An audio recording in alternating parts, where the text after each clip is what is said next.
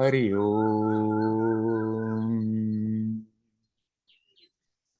Hari Om.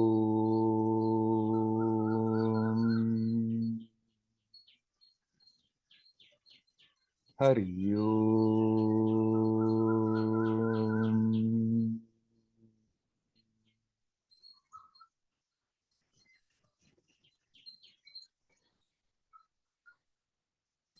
Hello, my friends.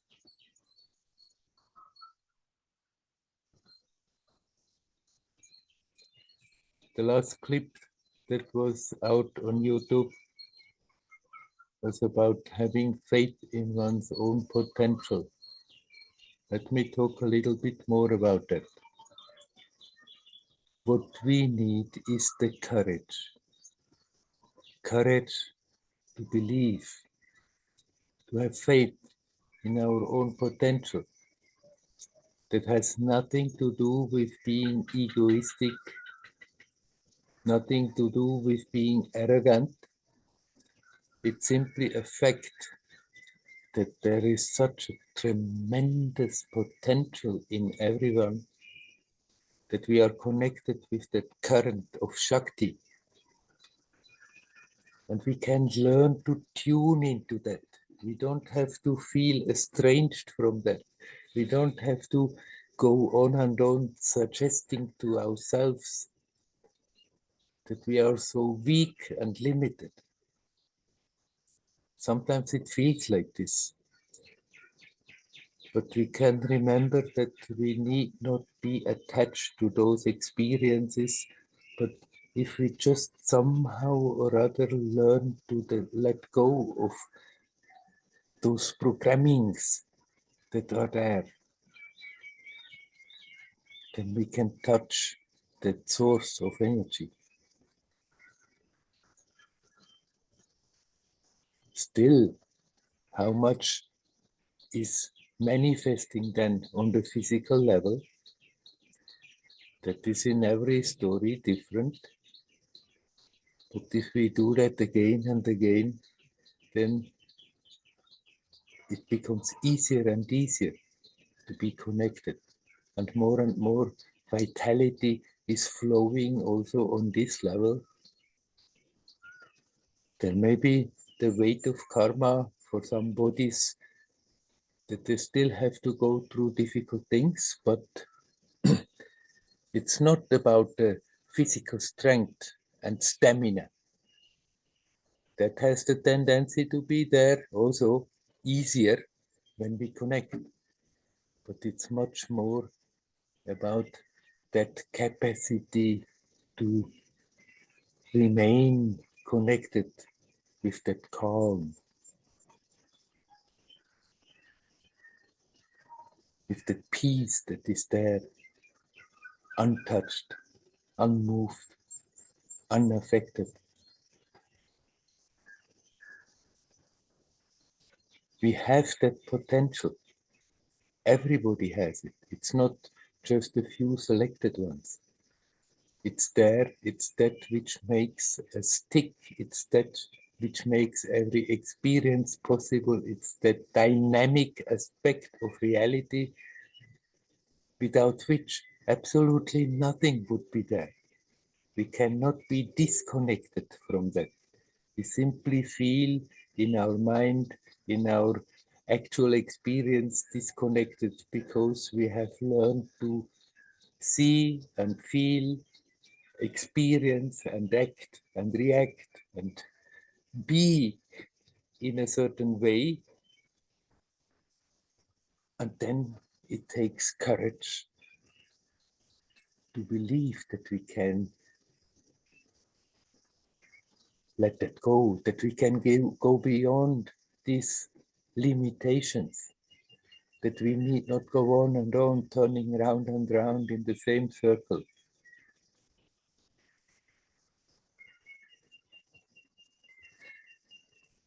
How does that courage come? Initially, we have to have enough courage to at least try. And then try and try again and try again. And by doing so, the fear of letting go of the usual limitations, of the usual way we are functioning, of the usual way we are interpreting ourselves. That fear starts to diminish, and as that fear is getting less, that capacity becomes more and more obvious and natural.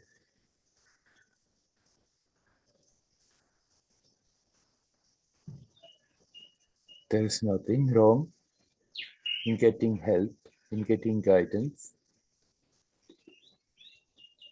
There is nothing wrong in getting support, but we don't have to wait somewhere in a corner and think, something should come and do something for us. Just have the courage to connect with your own strength, with your own creativity, with your own potential, with that current of life that is always there. Without that, we wouldn't experience anything. So we are never apart from it.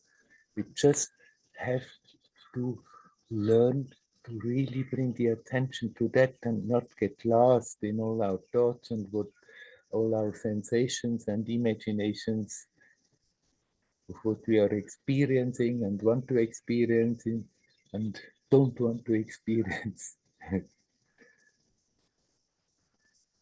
It is possible. It's not some kind of mystical thing that is reserved for a rare few. It is possible here, now, for everyone, wherever we are, that we bring that subtle attention to the fact of being alive here now, that we start to feel here in the present, not think about it, not make theories about it, just simply naturally be. Feel the sensations of the body, feel how the body moves, feel how we are breathing. Breathe in consciously, breathe out consciously, and relax and relax and relax.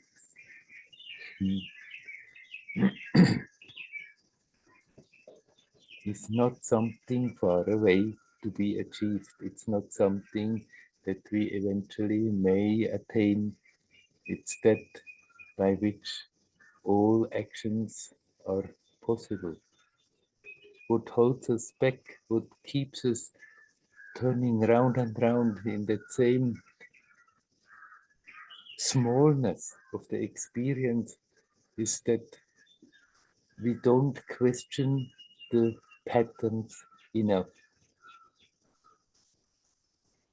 Somewhere we are so sure because of the habit, I'm like this and I'm like that,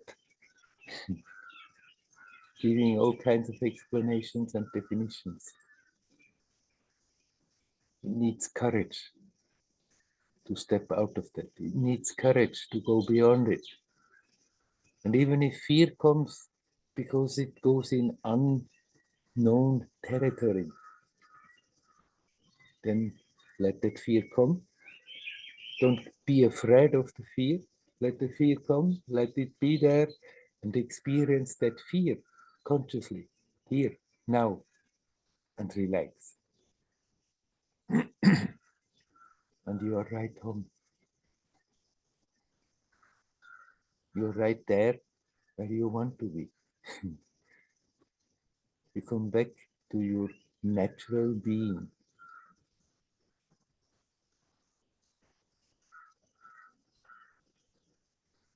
And then life will take its course.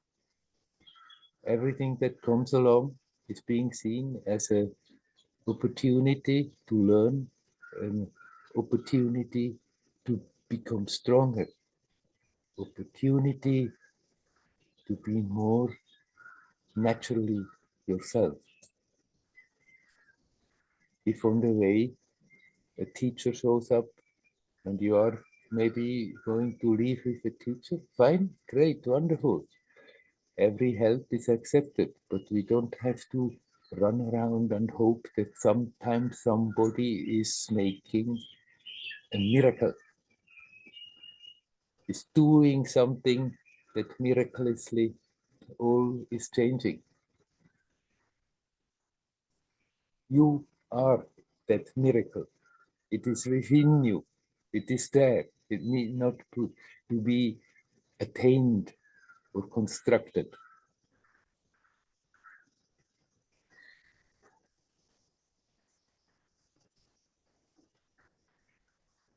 It's good to remind ourselves, have courage, have the courage not to be a victim, not to be dependent, helpless, just pushed around by old habits, by old conditionings, by the patterns how we are functioning. That's not what you are. That's just the habitual way of experiencing oneself, which is totally conditioned by how we are thinking, and that how we are thinking is totally conditioned by what all that we have stored while growing up, and a lot of it is just indoctrination that simply comes along with it. The society functions in a certain way, and so we are gobbling up all that stuff and become also one good member of the society, and everybody thinks that is the now normal way to exist. That is to be human.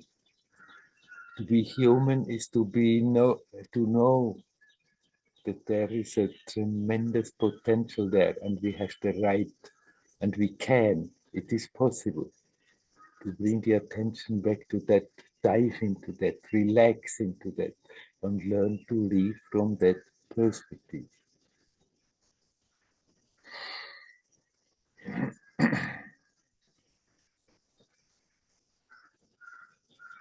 No matter what is happening, in spite of all the tensions and all the turbulence that is right now going on, it is possible. We need to remind ourselves, because the habit will pull the attention always in another direction. That is the job, reminding ourselves, and then have the courage at that moment to simply let go of all that keeps us locked in as good as possible. That is the job. We can get directions, we can get a lot of support, but finally it's up to everyone that we really do that job.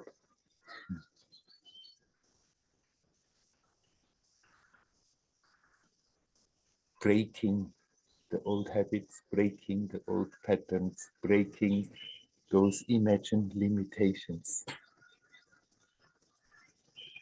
that we have had a lot of suggestion from all around to build up, but then after that it's an ongoing auto-suggestion without being aware of it.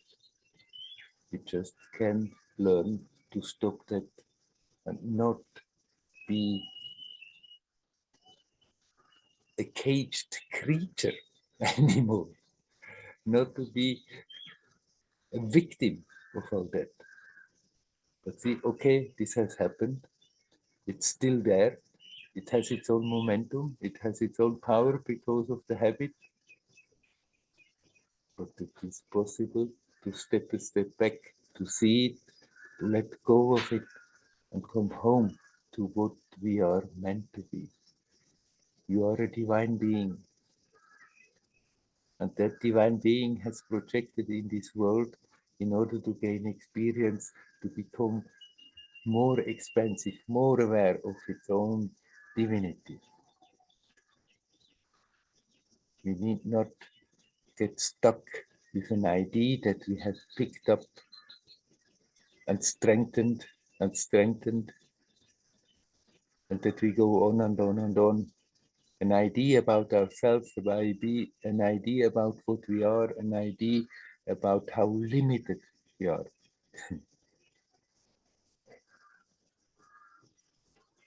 It needs courage. Let's muster up that courage. Let's practice that courage. Let's train us to develop that courage more and more.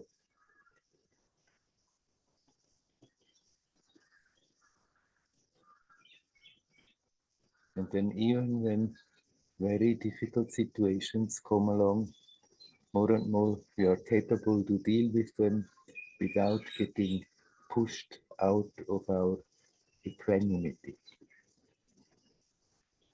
No matter how much action is there on the surface, that we become more and more aware, deep down, there's something totally unaffected, unconcerned, that pool of peace, out of which the whole creativity, the joy of existence comes. We can live like this. We can consciously encourage ourselves again and again to open up in that direction.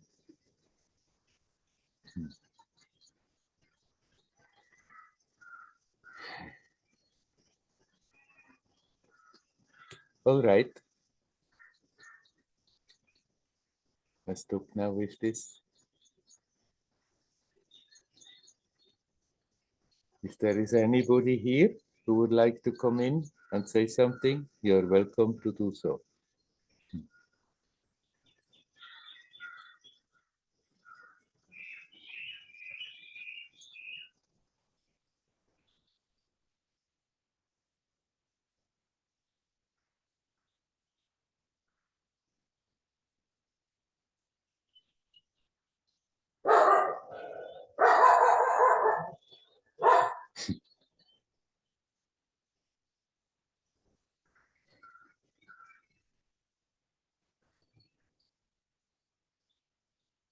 Yeah, I know it's a bit abrupt if I talk like this and then ask whether somebody wants to talk.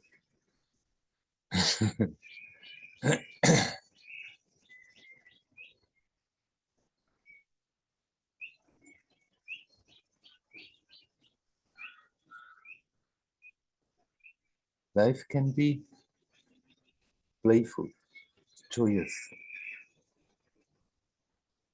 We may not be able to shape the circumstances the way we would like. We can contribute, we can give our input, but we may not be able to shape them as we would like them to be. Still, we can give our input in it. We can give our positive intention into it. We can give our positive imagination into it. But no matter how much it is manifesting or not manifesting, no matter how adverse the circumstances there are, deep down there is something not affected. We can connect with that, and then life becomes playful and joyous. And we become aware this whole damn story is not as real as it appears. It becomes hard reality when we don't question it.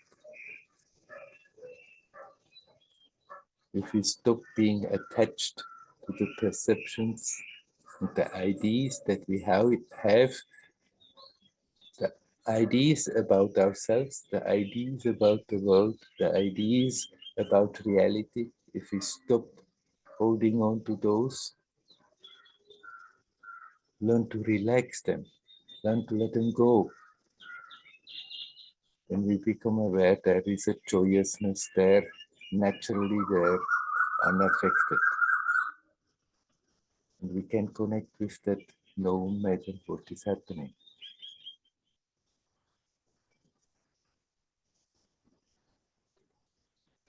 Everybody is experiencing that for little moments, when things are nice, when things are the way we want them, when a desire is fulfilled. Then something relaxes, and all that resistance that we have the tendency to carry along with us drops off, and that happiness naturally simply bubbles up miraculously. It's simply there, and actually it's never absent.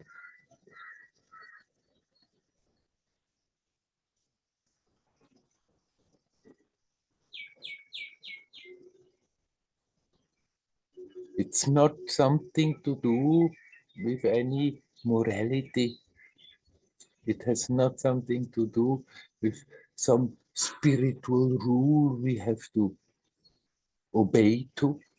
It's not having anything to do with any religious values that if we are not living properly, then God will sooner or later be there and punish us and judge us. No, it has simply to do with this is our natural way of existing. It's our birthright. It's the right for everyone to live playfully, joyously, go from day to day, getting richer for the experience in course of the process. That's what we have come for here.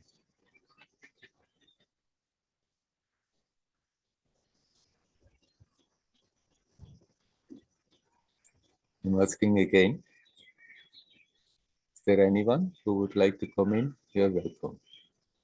Do so.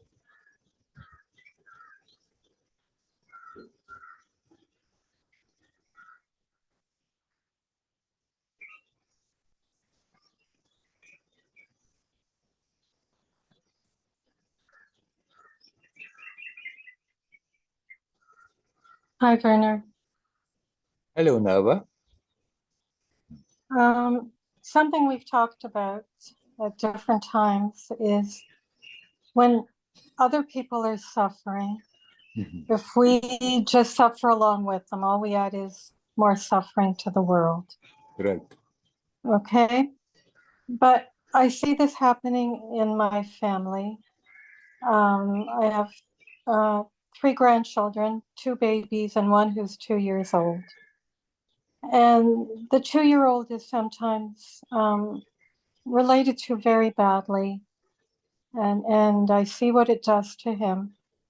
And because he's my grandchild, and because he's just a little boy, he's 2 years old, every time I see this happening, I can't seem to do anything but suffer with him. And I feel like I should be doing better in how I deal with it, but I can't. And every time I have a few days away, I manage to kind of pull myself out of it, and then I'm back there, and I just not managing to deal with the situation. And I don't know how to do that. And I guess you have been trying to talk to the people who are not treating your grandson the way you feel he should be treated. I can't, because it's my daughter-in-law. Yeah. And if it was my son, I could do that. And he doesn't do that, but my daughter-in-law does. And sometimes I try to speak to my son, and he says it doesn't help. And I can't speak to her. She won't speak to me. And again, I just don't know how to deal with the situation. I don't know how to deal with how I feel. Yes. I don't think it helps anybody if I feel so badly about it. But I can't seem to do anything else when I see it happening. Well, that's what you think from your experience, that you can't, but actually you can.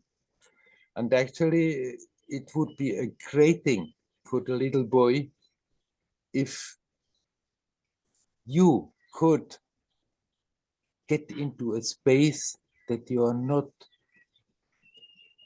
sucked into a negative mood because of it. And that he knows he can come to you and you become like a refuge for him. It's extremely helpful for a growing up child if they have somebody they can go to where they feel there is something strong and stable,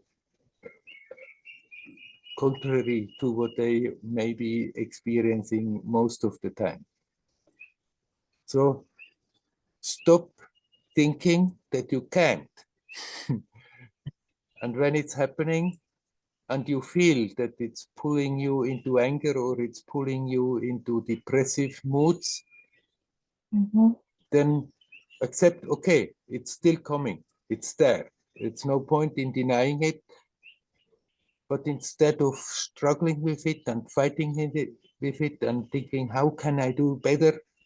Then for that moment, you just sit quiet by yourself if you have the opportunity, and otherwise as good as you can amongst people, you just accept, okay, these reactions are there again, then let me just observe them.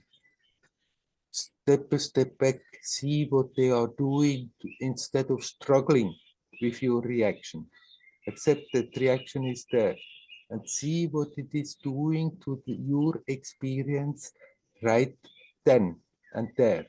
What it is doing to you physically and energetically, what kind of tensions that are being produced, and then breathe with it and relax as good as you can.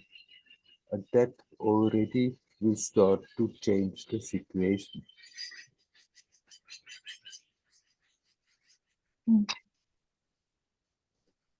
Obviously, immediately, it seems not possible that you can change what is happening. Since you say the communication line, I mean outside, the communication lines are not too well. No. Right. So, but what you can change is how you deal with your reactions. Not think, oh, I should react better. But then when the reaction comes, then accept, oh, there it is. But instead of helplessly being sucked into it, just watch it consciously. Let the reaction stand there. The negative feeling, the anger, whatever it is that comes there, let it stand there and just see what it is doing. Observe it in your body, how it is manifesting energetically, how it is manifesting. And then you learn to relax. And if you start, even make the attempt already, your way of feeling about the whole situation starts to change. And if you consciously do that repeatedly, then gradually it becomes easier to face the situation that appalls you and then still remain centered in your own poise.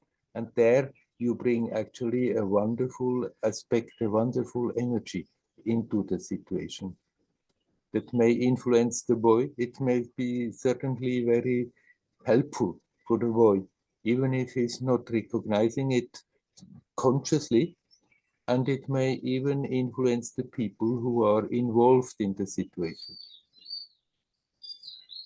Mm. Believe in your strength now. Yeah. Yeah. I, I think the problem is it gets so, the way I feel is so overwhelming. Yeah. That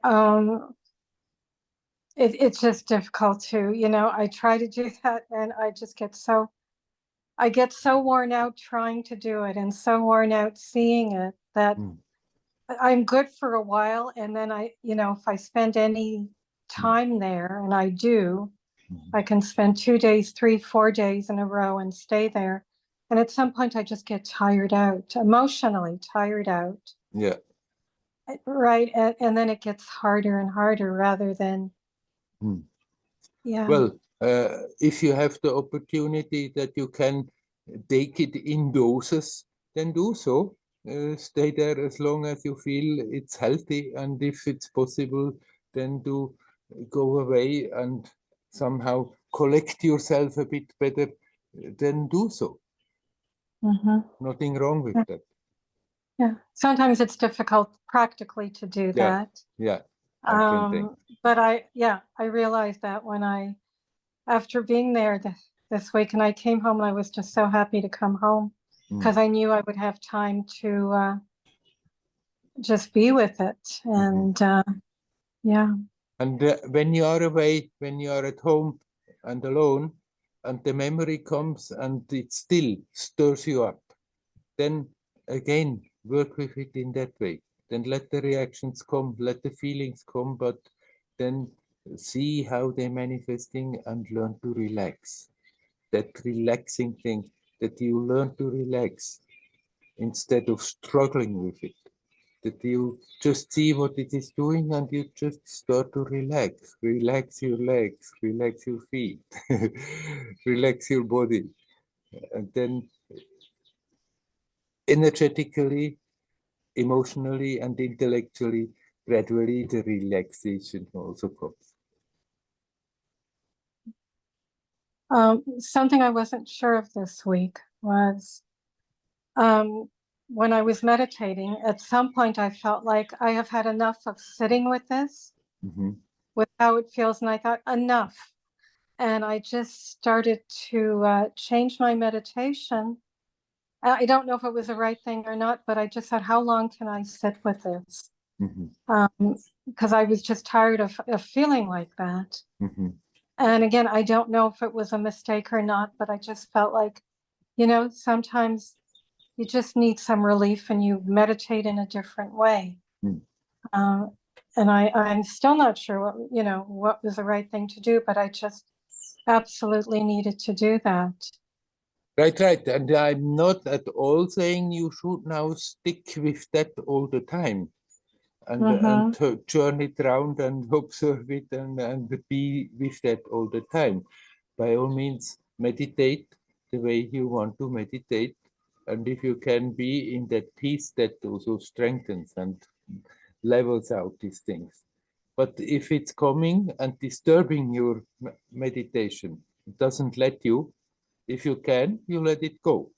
You don't have to think, oh, it's there, I have to go into it. If you can, you just drop it and you continue with your peaceful meditation. But if it comes so nagging hardly that you can't avoid it, then it's good to surrender to the fact, okay, I have to go into it. And then you open up and let the feelings come and see what is happening and be with it and relax as good as you can. But the moment you can again let it go, you can let it go. You need not stick with it. Now I have to.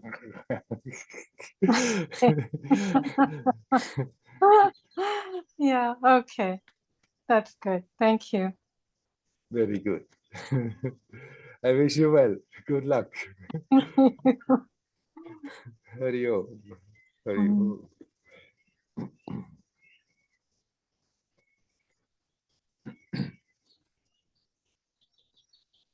Is there anybody else who would like to come? You're welcome to come in.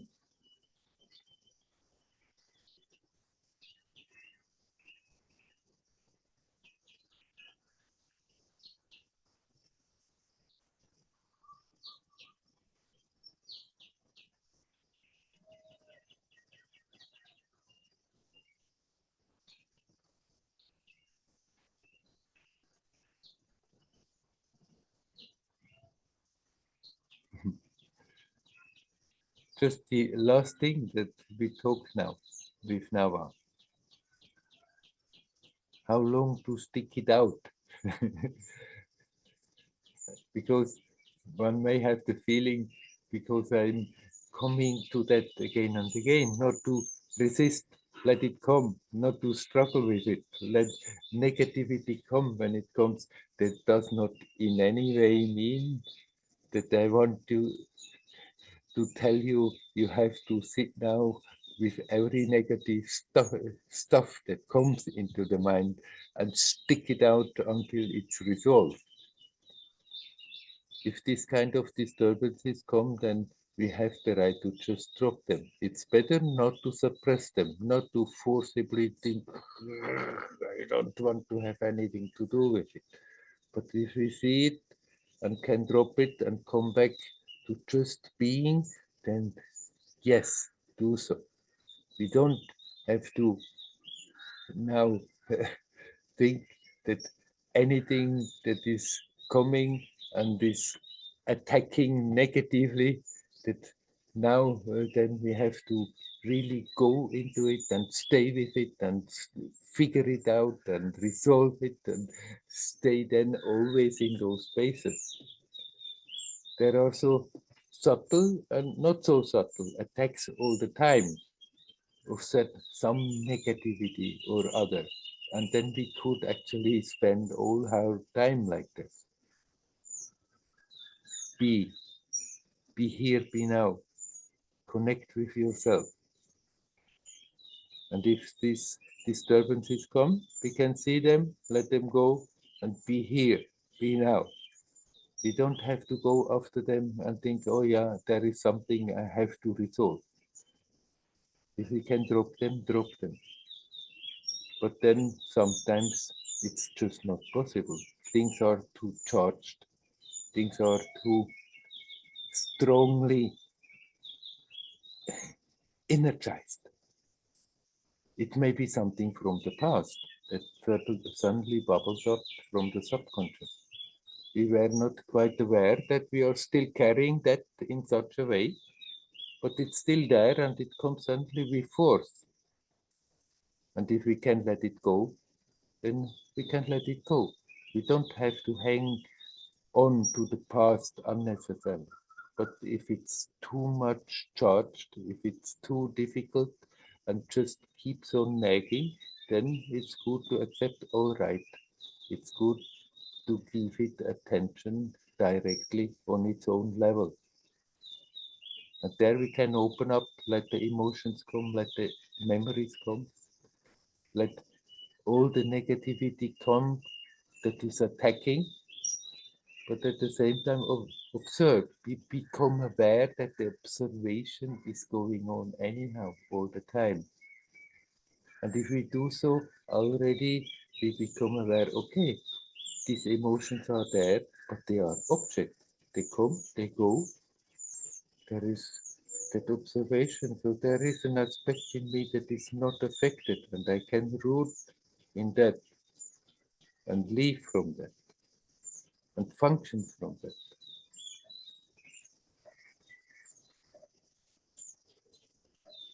But then, if such storms come, then we let them come.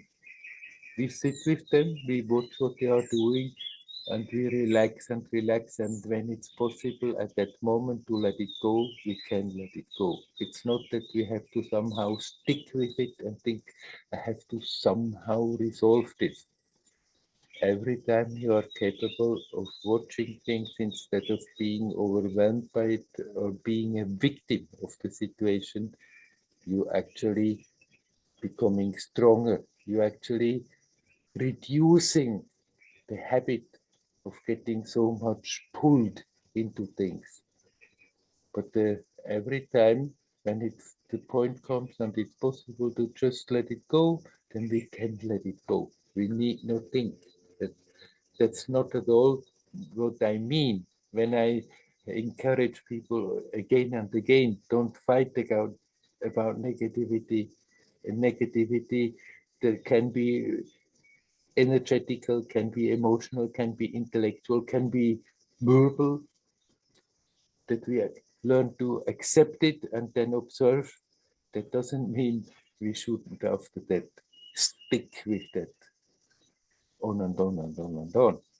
Just we observe and we learn to relax. And if we can let it go, we let it go. If it's too strong, it comes back all by itself. In spite of our wanting to let it go, it still comes again back nagging and creating troubles. And there we can accept, okay, it needs some more direct, conscious confrontation. And then we do that. But when it's possible, that we can get out of it, then just come back home to yourself, to that peace, to that space that is not affected by it. Okay. Again, I'm asking, is there anyone who would like to talk? You're welcome.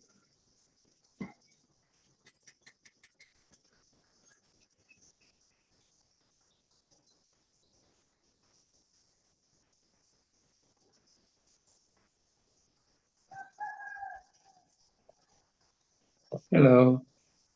Hello, Andreas. Does what does it mean when you say to relax, to let all your programming and stories go? Just to drop them, to get out of this story that you're constantly repeating to yourself? Yes, at that moment, you may just deal with whatever immediately comes up. But usually it's connected to a pattern that is repeating itself. But then you don't have to go and look for the whole rest of the pattern. You just deal with that situation. And every time you are capable of seeing something, feeling something, observe how it works, and then you are capable of letting go, of relaxing, you are dealing with the whole pattern. It's not that you have to then go and check out similar situation that happened and then the other one before and go into every detail that has ever gone on. It's connected to a whole field. And if you deal with what is immediately active, then actually you're dealing with the whole field also. Sometimes when I go for a walk in the woods, I realize that I'm constantly talking to myself in a negative way, or that is, I mean, it's not really talking. It's just like I have a lot of self-doubt, and it's constantly there in a way. And sometimes I just manage to just look at the trees and be more present, and then this goes away a little bit, or sometimes even a little bit more. And yeah, this is the relaxation you're talking about? Yes. Okay. Yes, for example, like when you connect them with the trees, then you redirect the attention. You are not trying to escape in a dream, but you are there, here, now, conscious, alive. And that is perfectly valid. And if there are no trees around, you can be here, now, consciously alive, also without something particular to connect to. And that is the way to become stronger than the old habits. So that's the way to meditate too, right? Just to be present with what is and not try to achieve any special states. Right. I mean, if somebody is meditating, concentrating, trying to achieve special states and feels that is right, then it's also right for that person. It's not something that is wrong. But I think for you, for the time being, that is the most beneficial way to go about it. To just be with what is, be as quiet as you can. And then the thoughts that come, just try not to get too interested in the thoughts. Yeah, that's the difficult part. Become aware that there is the thought, but there is that peacefulness behind, and learn to redirect the attention to that.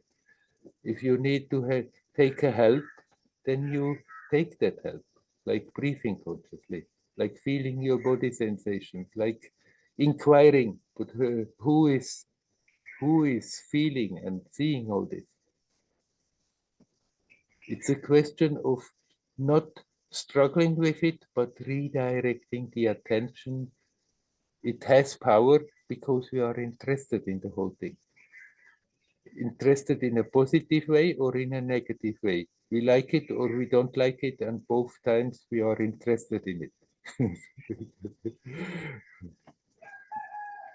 But it is very difficult if I have like bad physical sensations or I don't feel well on a day or feel a little bit low, then it's much harder. Then this sucks me in very easily to just be with that and think about it. And yeah, it's much harder to focus then. Right, that is correct. When the vitality is low, it's the tendency to slip into negativity. It's stronger than when you feel very healthy and vital. It's easier. Nevertheless, you still can attempt it. You may not be always successful, but you can also, when your body feels not well, when you remember. As long as you don't remember, you can't. But when you remember, then and see, oh, okay, the body feels not well, but then it sucks my attention into negativity, into a negative state. And when you become aware of that, you can at that moment not more let it go further, but just step a step back and become aware. But I can also observe that. And if I can observe that, then that means there is an aspect of myself that is not affected also by the unpleasant state of the manifestation of the body. Yeah, when I'm in a good mood, it's much easier than to focus. And I feel if it works out, there's a very deep breathing out, just like letting go of the tension. And this doesn't work when I'm in a negative mood. I'm always somehow stay tense. Right.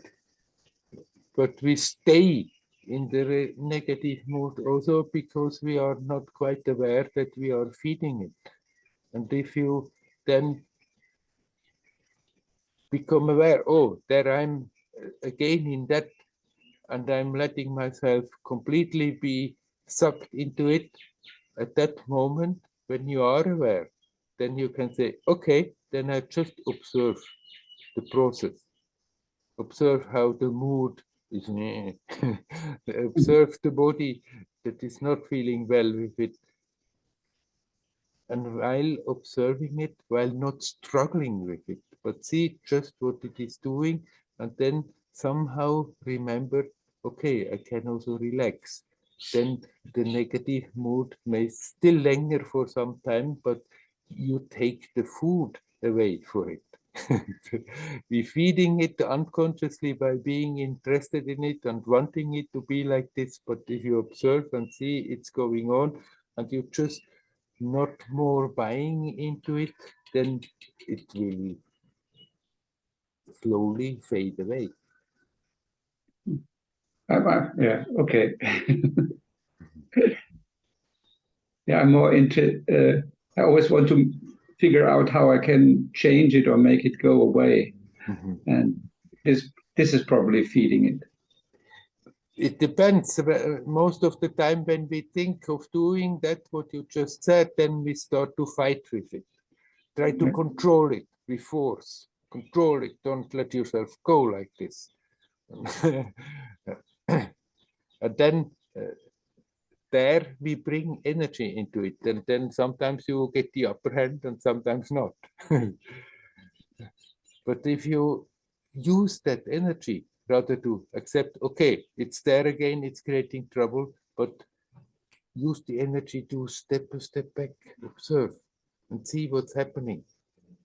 And then not more buying into it in the sense that I'm a victim of the situation, but I just observe the situation. And in that space, in that experience, you start to consciously relax those energies that create all that negative tension, then it starts to work. And gradually you, because not more feeding it, it fades away. You can very well in between, if you want to put that intent in it, I want to be free of it. I want it to go. But then not pick up a fight with it, but rather, all right, the best way to make it go is not more giving any food. And I've stopped feeding it by redirecting the attention, by getting more interested in being than in struggling with the mood and the thoughts and the whole story that comes with it. Okay. Wish you well. Thank you very much. Hari Om. You're welcome. Hari Om. Hari Om.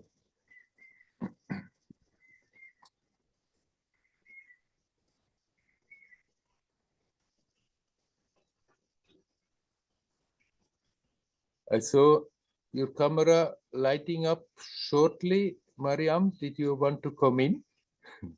Or was that somehow just by accident? I was out of Wi-Fi and had to come back in. No, no question. All right. Okay. Is there anybody else who would like to come in?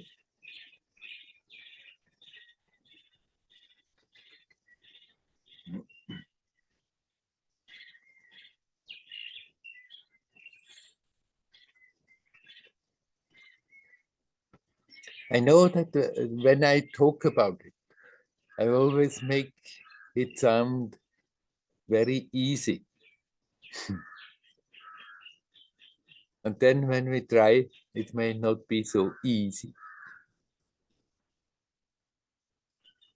But it's good to remember that possibility is there. And basically, the mechanics of it, the technique of it, it is easy. It's simple. It's not something complicated that I'm talking about. What is not so easy is to deal with the strength of the habit that we may try, what I'm so easily talking about. And then it doesn't work immediately, and there comes the doubt whether it's at all useful, whether it's doing something.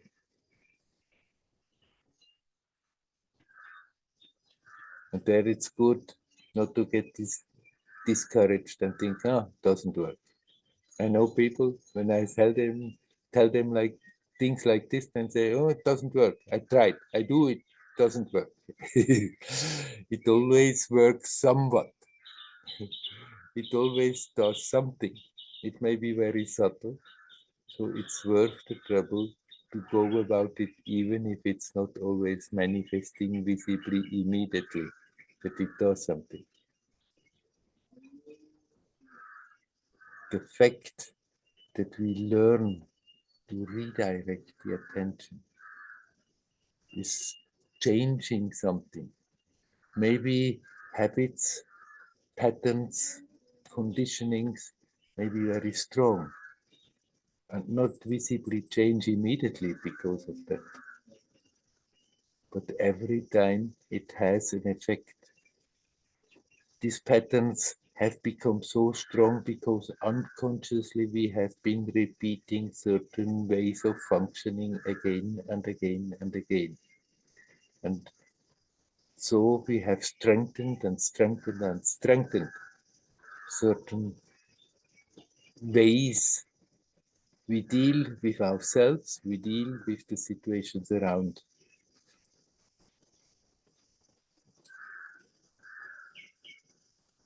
There are patterns, there are habits that are not creating problems. And then we don't have to trouble ourselves with them. Let them be there. If they are not becoming destructive, then let them be there.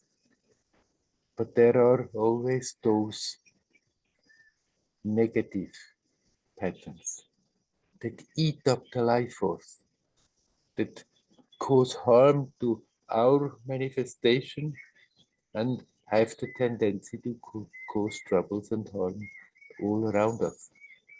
And for those, it's worth the trouble. to really take care of them.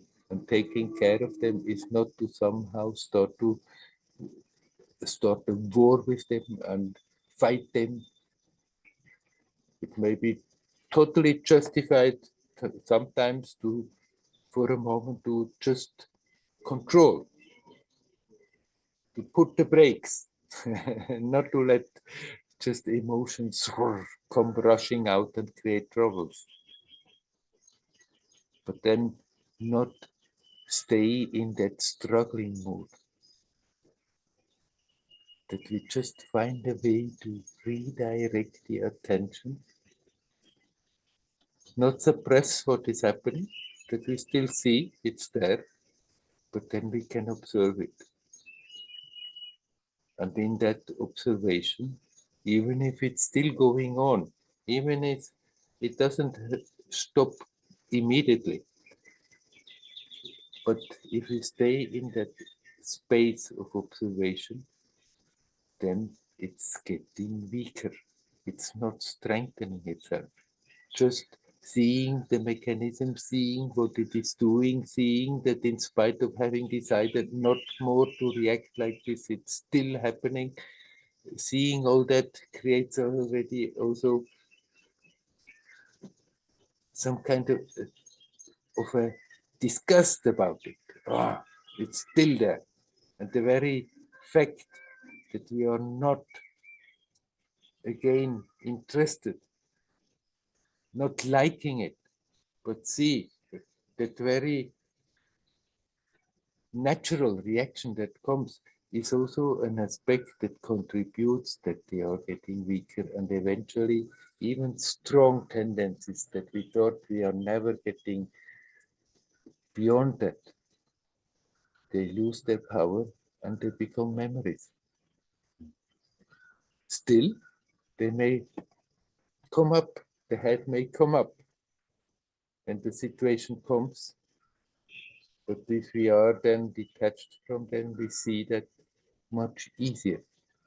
We see it's coming, and then the very seeing that already it starts to pull in that direction can stop us, because we simply redirect our attention, our interest in that which matters, in the essence, in that which makes us complete and fulfilled, instead of hooking again into some screwed up self-image that we have, hooking in the conflict that the situation produces, that very redirecting it to something essential is weakening those patterns that even strong ones, eventually, they have no more power.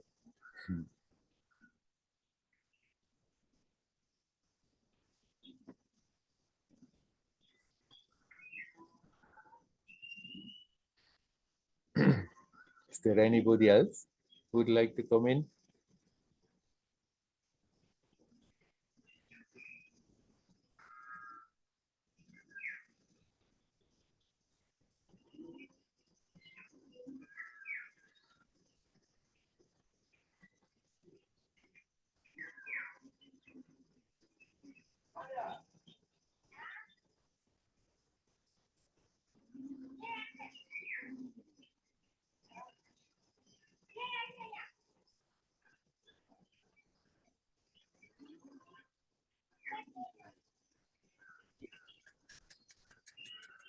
Oh, you're welcome, Andreas. Nobody else wants to talk. You can very well come back. Yeah, that's what I thought. I, I mean, I always wait for a moment where I feel like connected to everything else, and this is maybe my ultimate goal. And when I'm just relaxing, this doesn't seem to come near in any way. Could you talk about the connection between this feeling like one with everything and the when I just relax and have the feeling that it works a little bit, I'm still far away from feeling connected to like one or being one with everything else. Yes.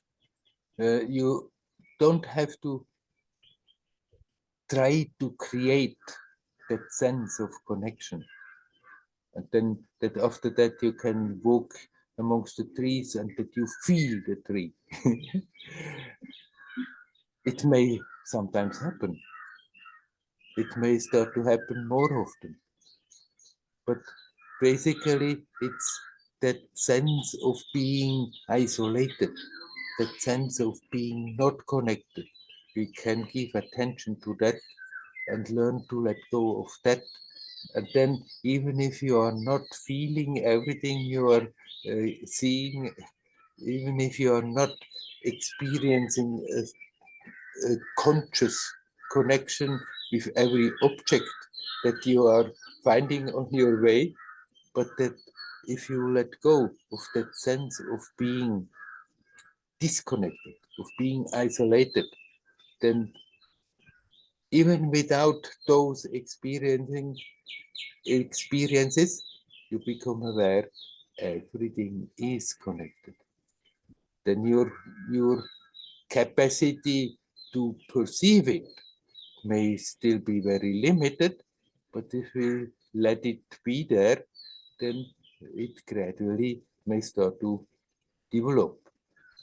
It may be sometimes experiences that you really feel a very living connection with a being, with a, even with a thing. But then these are experiences that come and go, and you cannot really too much produce it. I mean, you could sit under a tree and connect and connect and connect until you feel that, but as an exercise. It's more that continuous sense of isolation, of being separate, disappears. And then even if you are not having a clear experiencing the experience of connection, still you are still aware everything is connected. And that is already a huge step. The other may slowly develop in its own time. So the sense of feeling separate, you just lose gradually by just centering, or is there something active you do about it? It's mainly by redirecting the attention and come back somehow to your own essence and learn to relax in it. And then gradually it is changing. Then suddenly it may jump and make a big change, but you can't do that. You can just work, be open in that direction, and then usually it's slowly, gradually changing. And then it may happen momentarily, that suddenly it feels very different, but you can't really do that. And you feel much more of a connection, and that sense of separation disappears, but then it may come back again. There may be a time where it really so much disappears that it never really comes back in the same way. But also that you cannot do. You can just open up in that direction and yes, center, connect with the essence, relax in it, and not feed the thoughts and the emotions that contribute to increase that sense of being separate. Usually I feel very separate from other people, like that. I feel like I'm different than most of the people, especially in the town where I live in. Because yeah.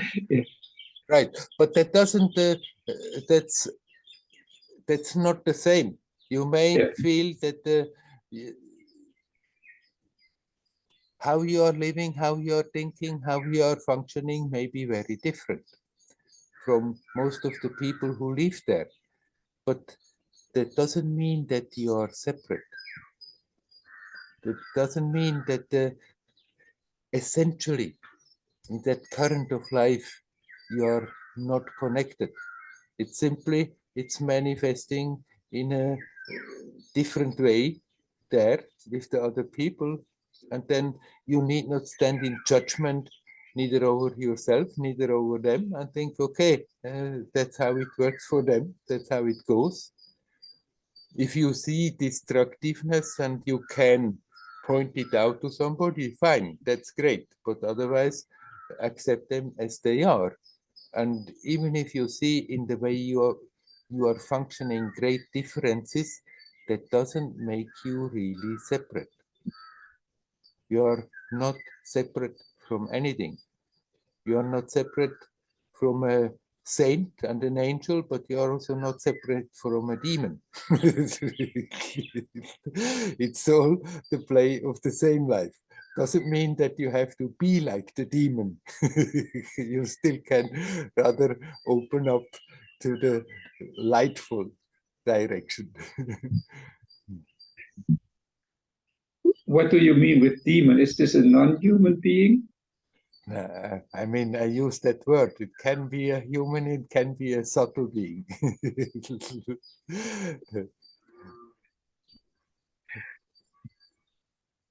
Yeah. Okay, that was my question. Right, right. Even if you feel at certain levels big differences, that doesn't create that sense of separation if we don't hold on to. I mean, all is one. But then when you are walking in the forest, then there are the trees, then there is the footpath where you are walking. Maybe somebody drives by with a cycle, and nothing is separate.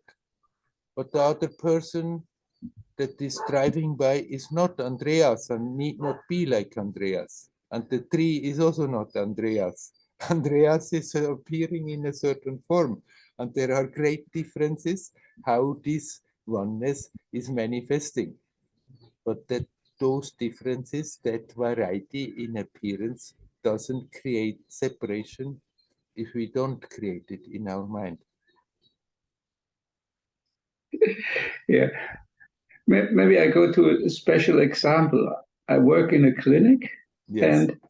and it's mainly old people there. Like the average is like maybe 75, and half of them is on crutches. Mm-hmm. So they look and seem very frail, and they are very slow in their reactions, and the way they move is very careful. And a lot of, for example, a lot of times they just stand in the way. They have their crutches, and they have somehow the attitude to always walk in the middle of the lane. I have to say 100 times they can I please go by? Yeah, and this is something where I feel like very different. And I mean, yeah, that's the physical part, and then the mental part. This is a generation in Germany that is not very much into psychotherapy. So a lot of times, if to me, they have completely no clue what they should do there, or why they are there, and it's very hard to sometimes to show it to them what they could do. Sometimes they even see it a little bit, but then they couldn't really go into it. And this is this makes me feel very different. Yes, and it may be sometimes tiring to over and over have these kind of situations, but then you can accept that's how it is, and that's the way they manifest themselves. And if you don't resist, it's already easier to deal with it. If you accept, not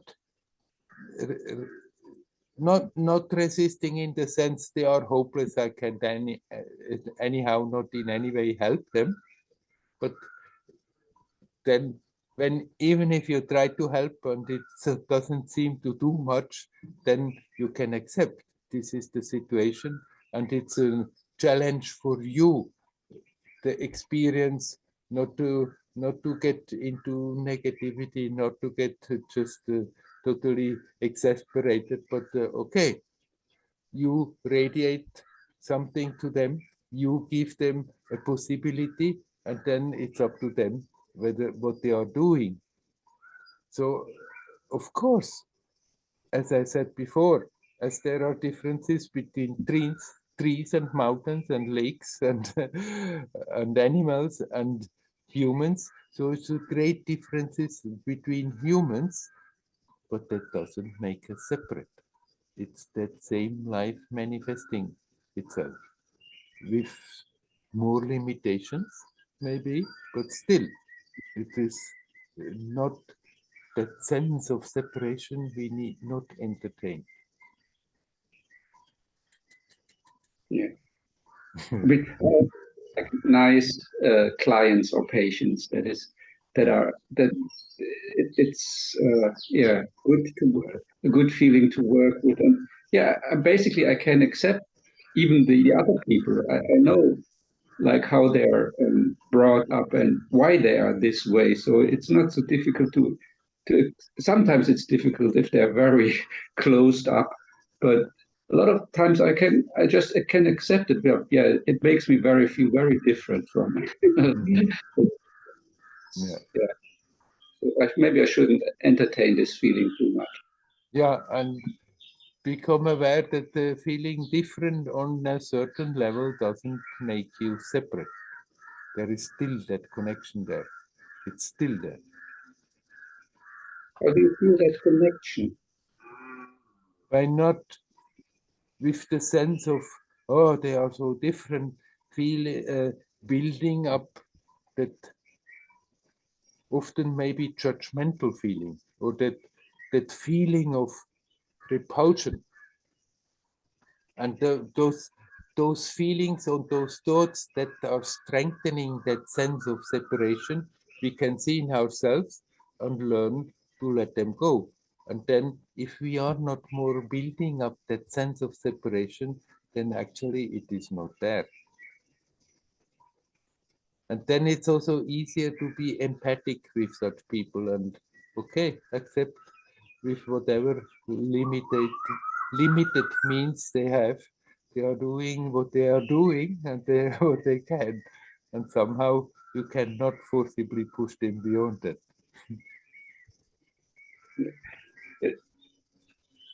Now, the resistance is more when I walk around on Sundays and everybody here is like very much concerned. On Sundays, you see a lot of people that are very much concerned with their status and how they dress up.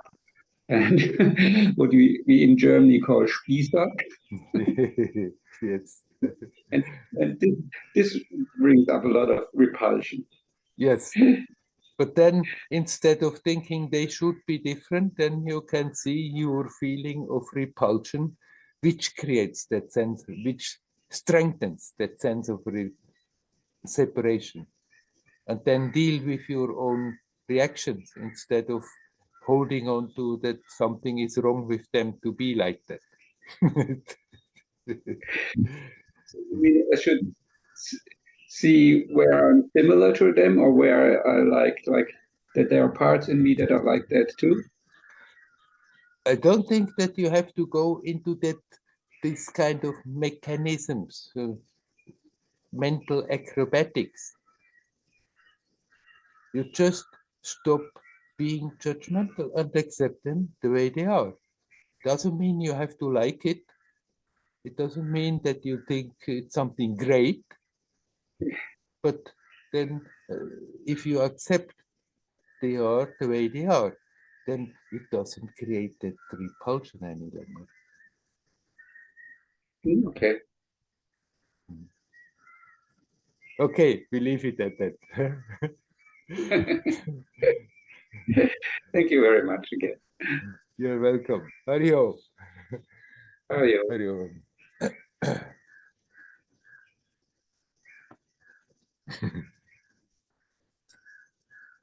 I see Dayal. Hello, Werner. Hello, Dayal. Often you speak that meditation is not part-time job. and I find out I'm not really understand it. On the courses of Goenkaji, meditations are very tough. We have to not moving, we have to absorb the pain. And after such meditations, just I feel it's enough. I have no more power to continue. But as a course managers, often I put aside on day 7, continuity of practice is secret of success. And going to just speak, yes, in the break period, you have to be aware, nighttime, you have to be aware. But these courses are such strong for me that after doing such course, I think I've done all what I can, so I have time, I have right to relax. Right. So, and just recently I read an explanation why retreat is needed. They, in another tradition, they said, we're doing walking meditation between sitting meditation, just to keep on absorbing and keep on warm up this water. If you meditate in 1 hour, example is warm up water, and then now doing this, water will temperature goes down, and we need continuously warm up our spirit somehow. This example come to me some kind of understanding slowly. So can you speak about this continuity of practice in daily life? Right. I mean, if you are in a retreat and there you sit for hours and hours, that after that you have a moment you feel just like, okay, now it's time to relax, because that meditation is not very relaxed. Although maybe more and more you can also learn to relax in that formal meditation. It's certainly not that when I say it's not a part-time job, that I think now everybody just should sit on their bum all the time and meditate. That's not the meaning of it. It means that, yes, but we can also go about it in a playful, learn to be about it playful, more relaxed, so that you don't feel, oh, it's a continuous discipline. That when you feel like in your daily life and you feel you become aware, your thoughts are again, God knows where, something about some useless castle that I'm turning around and round, then instead of getting annoyed with you and wanting to control and maybe punish yourself, then okay, there it goes, and in a relaxed way, in a playful way, you come back home, here, now. You just breathe consciously or feel the body sensations, whatever you are doing at the time, and you relax in that. Being relaxed then stops, make it feel like a continuous hard discipline of which I need holidays in between. If it becomes more natural, more playful, more relaxed, then it doesn't look like that. Then actually you start to like it. Something in you start to like it so much. When we all the time think, when we all the time are somewhere, when we all the time reacting, it's somehow, although it's unnatural, somehow we have learned to like it. We have learned to appreciate it, and something enjoys that. But if we learn to playfully, when we become aware, redirect the attention, bring it to the present, learn to relax, then gradually also we become aware it brings so much more right there. Not simply because that you have to discipline yourself to eventually reach something, but when you start to, every time when you relax and you are in the present, feel better, then gradually something in the psyche changes, that this becomes more likable, and then it doesn't look like a discipline anymore. So don't go too harsh about it, or especially when you have your retreats and quite strong meditations, that after that you need to relax, then relax. And eventually you can relax more and more consciously. And in the day-to-day life, remind yourself, okay, be aware, but be aware in a gentle, in a relaxed way, in a playful way, instead of as a harsh discipline. And then, because as long as we are doing it as a discipline, there is always something in us that resists and thinks, I have to do the job again. But if you do it, learn to do it a more playful way, then you start to like it, because you start to feel that every time you bring your attention home and you relax in that, actually it's not somehow some difficult thing that I have to do, that sometimes in the future I reap the fruit of it, but at that moment already you're reaping the fruit of it. You're feeling better. And then naturally something shifts, that it's more natural, it's more joyous to live like this. So why not live like this? Then it's not more seen as a discipline that I have to keep on and on and on, but just a playful reminder, hey, look what's going on. Hey, got me again completely sucked into such stories for on and on and on, and all that energy went there. You just redirect your attention, but not with tension, not with force, but in a gentle, playful way, and relax.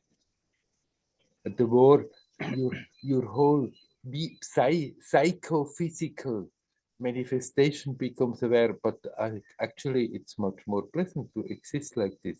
The more also then this becomes a natural pull, that is not more felt like I have to do work, but out of habit, I'm still going off from that all the time. But actually, it's so much more natural to simply be here and relax, because the sense of fulfillment that you get there is so much greater than whatever else we are doing. Yes, Werner, thank you. I really need to feel subtle awareness, not discipline awareness. Right. And with it I can grow in, because I have access to body sensations. Yes. And seems to me anytime I can be aware, and it seems to me nothing special in it, but I see the how to say, just feeling sensations is not enough. I have to be balanced and relaxed with it. And in daily life, I just sometimes, I just feel my sensations, nothing special in it, but I'm not relaxed, I'm not balanced sometimes. Right. And I'm not doing anything, and I grow ignoring this chance to be more relaxed. Right. And there you can just remind yourself, give the impulse, relax. Maybe it's relaxing, maybe it's not relaxing much, but the very fact that you give the impulse is doing subtly something, and if we do it again and again, it becomes more natural. Thank you, Werner. Hari Om. Hari Om. Hari Om. Hari Om.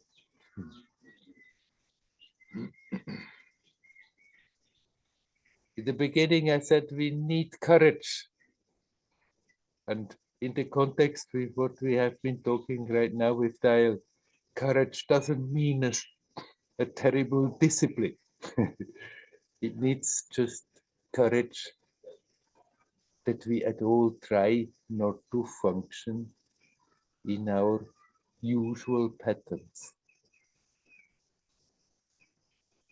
And of course, from the psychological level, there will be opposition to that, because once the psyche is formed, then the easiest thing to do is just for the rest of the life repeat over and over and over the same thing. And it needs always a bit an effort to break out of that. It needs courage, but we can go about it playfully. Sometimes a little moment it will be justified to get a moment tense, but then we can relax.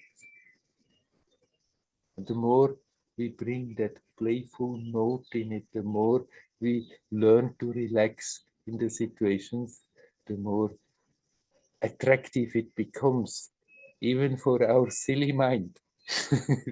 Because then we start to become aware, we live much more relaxed, we live more joyous. It's a much nicer way to exist like this. And once also the manifestation, also the psychophysical manifestation gets convinced of that, then it becomes much more natural and easy. But the process of getting to that state, sometimes it needs effort, sometimes it needs discipline, but we can, in all that, learn to develop that playful spirit more and more. And then that process, that shifting process, doesn't look so terrible. I wish you all well. Hari Om. Hari Om. Hari Om.